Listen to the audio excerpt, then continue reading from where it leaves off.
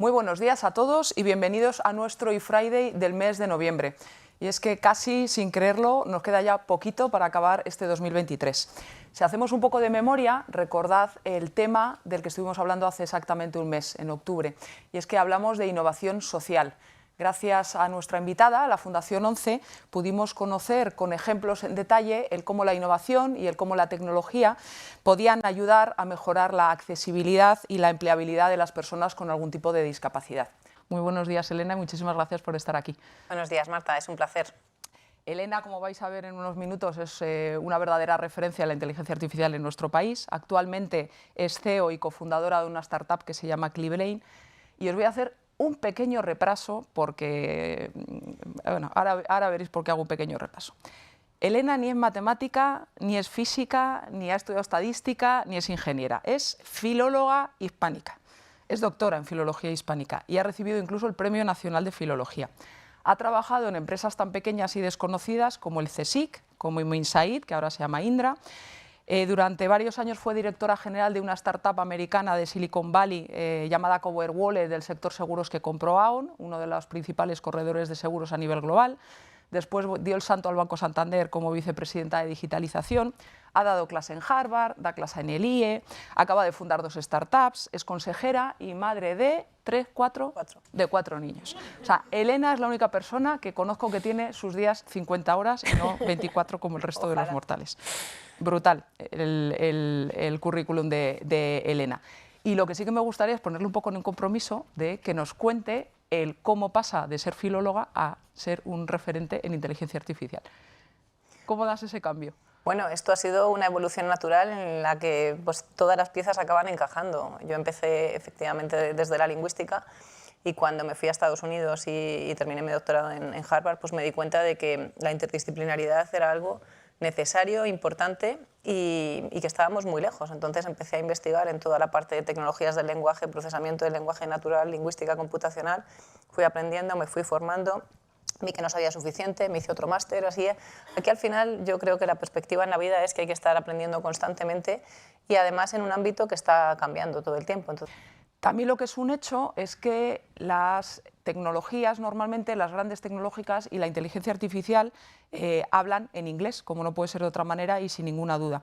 Y aunque es cierto que nuestra interacción con ellos pueden ser en otros idiomas como el nuestro, como el castellano, realmente esas respuestas pues, puede que no tengan la calidad que deberían tener, porque al final hay diferencias semánticas, hay diferencias fonéticas y ahí es donde justamente nace Clibrain, que es la startup que acaba de fundar Elena, y es que han creado un modelo de inteligencia artificial centrado en español y pretenden posicionarse como un referente en el mercado hispanohablante. Pues muchísimas gracias y la verdad es que es un placer estar aquí hoy con vosotros y bueno, pues mi objetivo es desmitificar un poco toda la inteligencia artificial, hacer que salgáis de aquí pues no solo entusiasmados, sino con un entendimiento mucho más profundo del campo en el que estamos hablando y desde luego pues viendo ya los casos de uso de aplicación en vuestro día a día, en vuestro trabajo y en todo esto que ya no es el futuro sino el presente y una realidad. Pongo aquí la figura de Alan Turing, que conoceréis, aunque sea bueno, pues por toda la parte de la película Enigma, por todo lo que hizo de descifrar jeroglíficos, pero en 1951 publica un artículo que se llama Computing, Machinery and Intelligence. Y en este artículo plantea el juego de la imitación.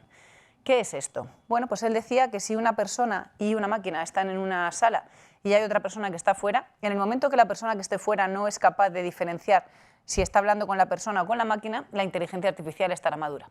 Y yo os pregunto hoy, ¿creéis que ese momento ha llegado? La inteligencia artificial todavía ni habla como las personas y le falta bastante. Y cuando ya comparamos inglés y español, vemos que hay una diferencia un poquito interesante aún.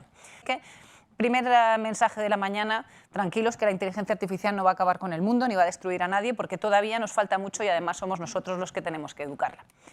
En este sentido, lo que sí que hemos visto es que desde aquella época hasta este momento hay una evolución y una evolución que ha pasado por distintas fases y distintos inviernos de la inteligencia artificial. En los años 50 son los orígenes de la inteligencia artificial. Tenemos una serie de algoritmos que van por reglas, es decir, si yo le digo a una máquina cómo hablar, tengo un sujeto, un verbo y un predicado, y tengo un diccionario para poder hacer esa traducción. Así es como funcionaba la inteligencia artificial en un principio. Yo le daba una regla, le daba unos datos, entonces esperaba que hubiera otros datos como resultado. En los años 80 empieza a combinarse esto con la estadística y empiezan a mejorarse todos estos resultados a base de probabilidad. No hay una regla solamente, sino que además pues, por ese número de apariciones o por esa combinación de frecuencias vemos que, por ejemplo, pues, temas como la traducción mejoran bastante. En ese momento no sabe es que Google compró DeepMind. A partir de ahí pues, empezó a hacer todo lo que está haciendo de inteligencia artificial, redes neuronales y demás, y por ejemplo los sistemas de traducción mejoraron enormemente. Si sois usuarios habituales de los traductores habréis visto que en los últimos años han dado un gran salto y especialmente del año 2015 para acá. ¿Por qué? Porque ha cambiado el sistema de traducción. De ese sistema de reglas a ese sistema estadístico, ahora ese sistema generativo o ese sistema de machine learning. Los datos que generamos año a año multiplican exponencialmente el número y la producción. Cada año se generan más datos que en toda la suma de años anteriores juntos. Esto quiere decir que cuando entrenamos modelos como GPT-4 tenemos trillones de datos que son necesarios para poder trabajar sobre estos modelos de inteligencia artificial. Los datos son cada vez más cantidad, son más baratos, se almacenan en la nube y además los estamos produciendo constantemente con cacharros como los dispositivos móviles o toda la industria conectada que ahora mismo tenemos. Porque inteligencia artificial es una etiqueta que abarca muchas cosas. Al final es la capacidad que tiene la tecnología de imitar el comportamiento humano, dicho desde una forma muy amplia, pero esto se traduce en qué tipo de cosas hacemos los humanos y qué tipo de datos están detrás de cada una de estas cosas. Cuando hablamos de inteligencia artificial aplicado a imágenes o a visión artificial, hablamos de que hay unos datos que son los píxeles, son unos cuadraditos que se tienen que procesar para entender cómo se combinan y cómo se genera una imagen, por ejemplo, cuando decidimos hacer una creación gráfica. Cuando hablamos de voz, estamos hablando de ondas sonoras. Procesamos datos que son ondas que tenemos que traducir y que tenemos que procesar para poder generar o para poder entender qué es lo que está pasando. Y cuando hablamos de lenguaje, estamos hablando de cadenas alfanuméricas de caracteres que se convierten en ceros y unos procesados por un ordenador.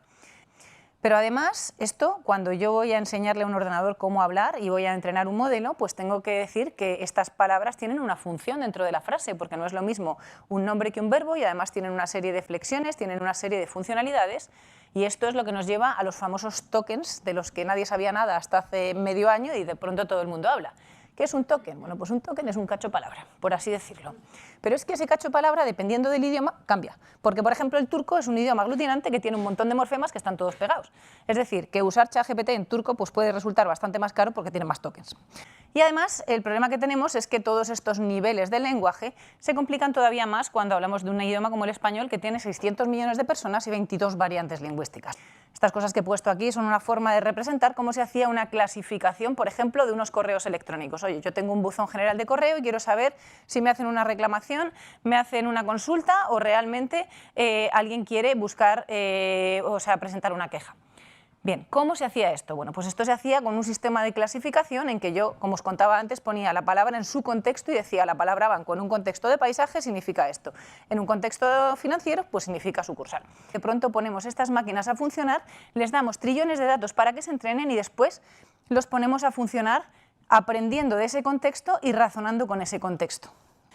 ¿Qué es lo que ha pasado también? Bueno, pues que ha habido un movimiento, o sea, salió GPT, GPT-3 y GPT-4 como modelos, o sea, aquí también es importante saber la diferencia entre un modelo, una compañía y una aplicación, es decir, GPT, el Generative Pre-trained Transform, es el modelo que hay detrás que ha sido entrenado con los datos. ChatGPT es la herramienta, es la aplicación, ¿vale? Para que no haya confusión entre estas cosas y OpenAI es la compañía que lo ha creado, ¿vale? Entonces, dentro de todo esto, pues lo que vemos es que esos movimientos de software libre también pues dan lugar a que empresas como Meta haya decidido que sus modelos son open source, para que todo el mundo los use y los enriquezca también para evitar pues, que sea solamente OpenAI el que va liderando esta carrera. Entonces aquí hay un debate ahora mismo abierto bastante intenso sobre si tenemos que ir a modelos open source que todo el mundo pueda usar y que pueda trabajar sobre ellos o realmente pues, tenemos que ir a modelos más cerrados pues, como está haciendo Google, como está haciendo OpenAI o como están haciendo otras compañías. Esto ya me imagino que habréis jugado con ello y si no lo habéis hecho, hacedlo. Es decir, esto es lo que es Midjourney, un sistema de generación de imágenes con el modelo muy potente por detrás para todo lo que es creatividad. El salto grande y el salto grande que estamos viendo ahora mismo es ese salto creativo que me permite no solamente analizar patrones y gestionar datos, sino de verdad hacer algo con ellos nuevo, completamente, que se sale de todos estos patrones. Esto pues lo que hace también es que se pueda hacer de todo y también genere ciertas polémicas. ¿Por qué? Por los famosos deepfakes que también estamos viendo y estamos hablando constantemente. En fin, la conclusión y la moraleja es no te creas nada de lo que veas hasta que realmente sepas de dónde viene. Esto quiere decir que efectivamente desde la experiencia de usuario ha cambiado muchísimo la forma de trabajar con inteligencia artificial. Y como os decía, ¿qué podemos hacer? Resumir, clasificar, comparar documentos, hacer una búsqueda, hacer una traducción casi perfecta. No me digáis que no habéis usado estas tecnologías para decir, oye, corrígeme esto que he escrito en inglés y pónmelo bien. Pues maravilloso. En resumen, no me quiero alargar más, pero lo que quiero deciros es que estamos viendo la punta del iceberg de algo que ha explotado, ha venido para quedarse, viene ya de una larga tradición de investigación, por lo tanto no es algo que haya salido de la nada, pero todavía estamos viendo la punta del iceberg. Y sin embargo, como decía Marvin Minsky, el primer director del Laboratorio de Inteligencia Artificial del MIT, los robots se darán la Tierra, sí, pero nosotros seremos sus padres. Si no le enseñáis a la inteligencia artificial y a los modelos cómo procesamos estos pliegos y estas memorias de construcción, la inteligencia artificial no va a funcionar bien en vuestro ámbito. Ya comentábamos al principio que esto de la inteligencia artificial ha estado dominado por grandes empresas tecnológicas, inglés fundamentalmente como idioma. ¿Cómo os planteáis y cómo es crear una empresa como Clivein desde cero? Pues todo un reto. Y todo un reto, primero, porque estamos en un ambiente en el que todo está cambiando muy rápido. Y todo está cambiando muy rápido quiere decir que sale un paper cada semana que te cambia el estado del arte. Entonces, tú no puedes tener un roadmap y decir, oye, voy a hacer esto y voy a llegar hasta aquí. ¿Por qué? Porque ese roadmap Lo tienes que ir cambiando. va así, y sobre todo porque, bueno, pues en el momento que Meta te saca llamados y lo libera en todo este ecosistema, tienes que usarlo, tienes que verlo, tienes que ver cómo funciona en español. Nosotros hicimos un fine tuning, o sea, una adaptación de este modelo al español, probamos cómo funcionaba, pero es que hace un mes pues Mistral sacó otro modelo. Entonces, bueno, pues tenemos que ir un poco en este carro probando todo lo que sale. ¿Qué estamos haciendo? Pues tener un equipo de investigación pura y dura que está leyendo papers y poniéndolos en marcha en el día a día. Menudo máster nos has dado, Elena. Así que yo por mi parte, Elena, muchísimas gracias, un verdadero placer. Llevamos muchísimo tiempo deseando tener esta sesión y yo creo que ha merecido la pena. Espero que vosotros estéis de acuerdo conmigo. Así que creo que se merece un súper aplauso.